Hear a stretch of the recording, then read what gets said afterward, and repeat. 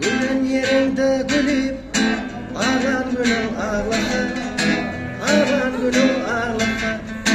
Başıma iş düşende, doğan bulup bulgası.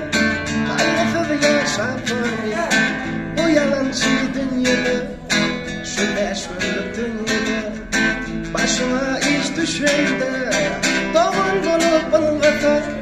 Kaygısız yaşap görmeyip, bu yalancı dünyada, şu beş günlük dünyada.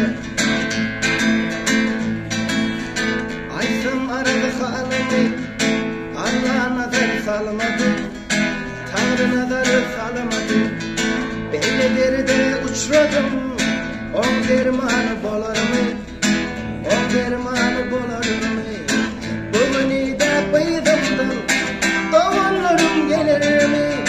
Şeydip yanıp biçtim mi?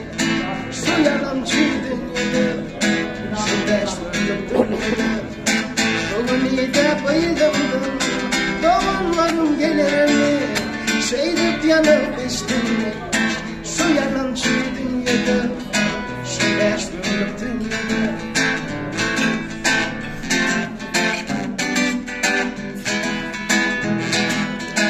Aşık bolum dünyada, beş gün dövrän sürmedim, beş gün dövrän sürmedim.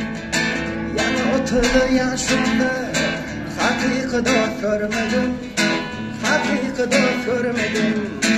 Benim hatam mesyedim, yaşlı ettim almadım. Şeydip yanıp içtim ben, bu yalancı dünyada, şu beş günlük dünyada. Bu yalancı dünyada, şu beş günlük dünyada. Arzu ediyen ağlar, bir muvdasın olsa, bir muvdasın olsa. Bugün İslam dinini menin kursama koysa, menin kursama koysa.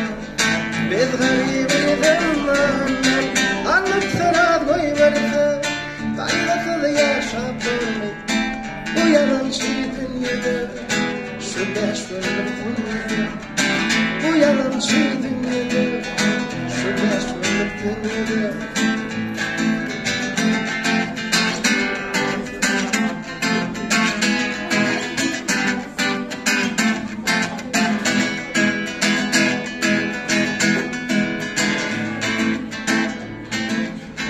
Ettiler beni 15 yaşında.